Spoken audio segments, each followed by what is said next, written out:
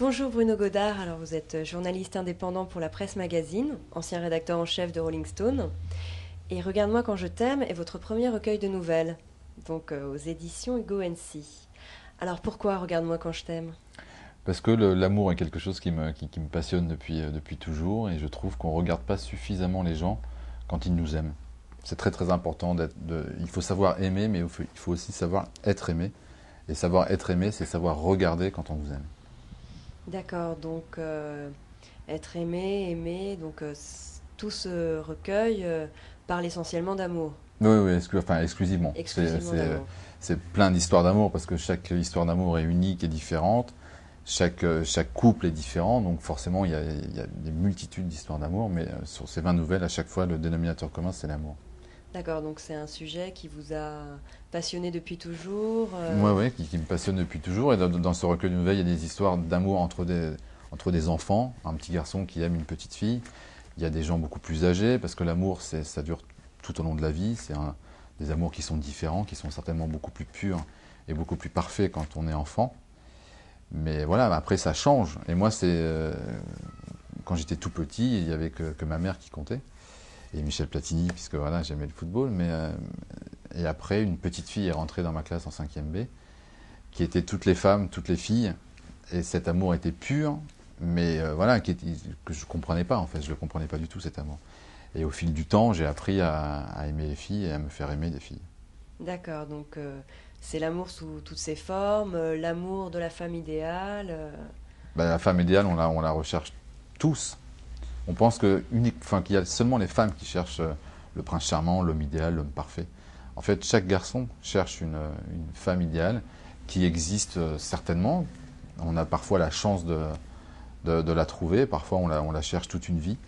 Mais c'est quelque chose de pur, de parfait. C'est un mélange entre le regard que notre mère posait sur nous, un mélange entre toutes les femmes qu'on a pu rencontrer, toutes les femmes qui nous ont touchés, toutes les femmes qu'on a aimées, toutes les femmes qu'on a détestées aussi, parce que bizarrement, une femme idéale, c'est aussi une femme avec des défauts, avec des choses perfectibles, parce que c'est ce qui nous touche aussi. Et donc voilà, on cherche cette femme idéale et parfois on a le bonheur de la trouver. D'accord, et pour autant, ce livre s'adresse autant aux hommes qu'aux femmes, puisque l'amour s'adresse à tous. Bien sûr, il y a des nouvelles dont l'héroïne est une femme, bien sûr. Parfois, le héros est un garçon, c'est parfois un garçon qui parle, parfois c'est une fille qui parle. Parce que j'ai essayé de me mettre à la place des filles aussi, parce que c'est quelque chose qui me passionne, ça. J'aimerais savoir ce que pensent vraiment les filles, comment elles vivent, comment ça se passe dans la tête d'une fille, en fait.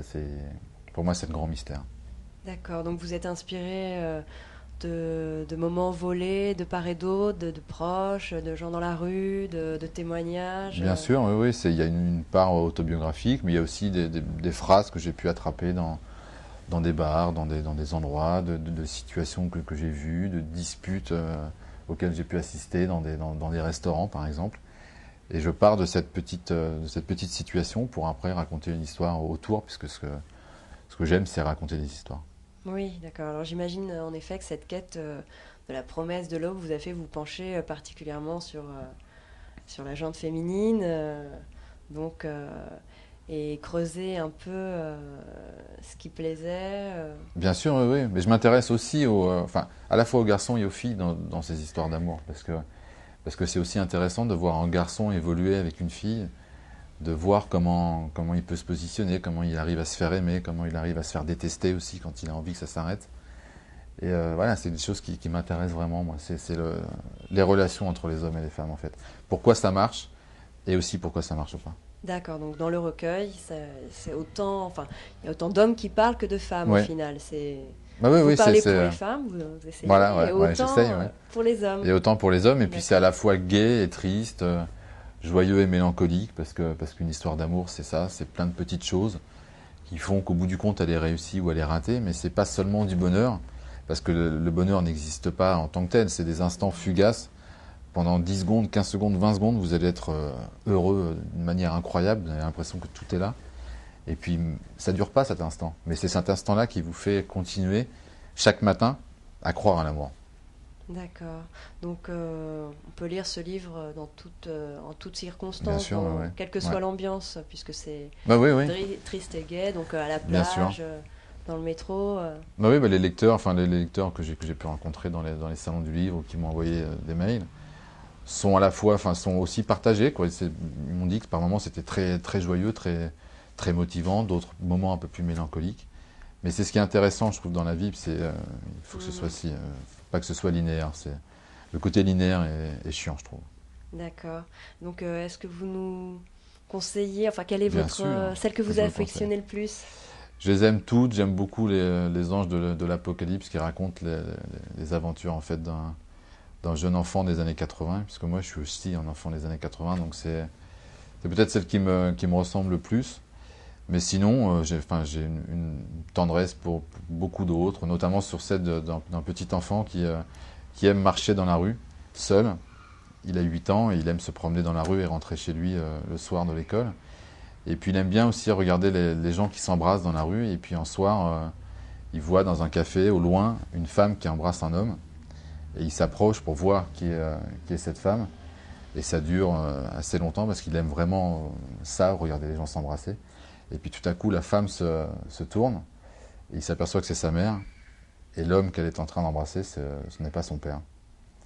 Et donc c'est cette violence qu'il peut y avoir aussi dans l'amour, parce que l'amour c'est quelque chose de violent, c'est quelque chose d'égoïste. Parfois vous aimez, mais ça fait du mal aux autres. Et je trouve ça assez touchant aussi. Enfin en tout cas, moi ça me touche. Très bien.